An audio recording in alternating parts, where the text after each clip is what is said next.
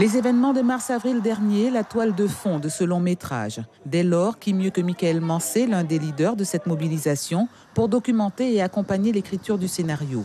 Dans une Guyane en désordre, tourmentée et secouée par des problèmes de société, la violence et l'insécurité, les repères sont malmenés et Cisco, un enquêteur des stupes de Cayenne, franchit le Rubicon.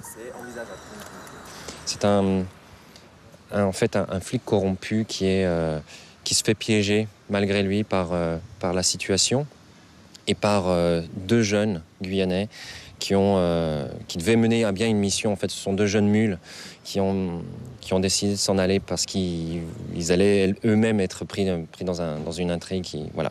Et en s'échappant, ce flic se retrouve dans une situation très dangereuse parce qu'il va falloir qu'il efface certaines preuves et voilà, pour sauver sa vie. Difficile de résumer le film en quelques phrases, mais il s'annonce inédit et entrera dans sa phase de concrétisation en juillet-août 2019. D'ici là, Stani Kopé et Hachim Bala, l'autre co-auteur, se réservent toutes les chances d'affiner leur script pour coller le plus justement à la réalité, même si on est bien dans le cadre d'une fiction. Michael Mancé, flic un jour, flic toujours, est d'ailleurs la vigie dans cette phase d'instruction.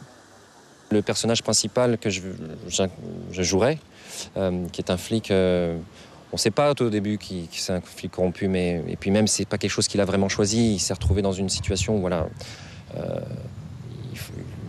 où il est un peu prisonnier de son environnement. Il aurait très bien pu être un Michael Mancé, ce policier, et choisir une autre route.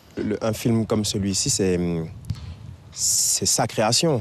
Donc moi, je n'attends rien. Je suis simplement là pour l'aider à faire ce qu'il veut faire, mais au plus près de la réalité.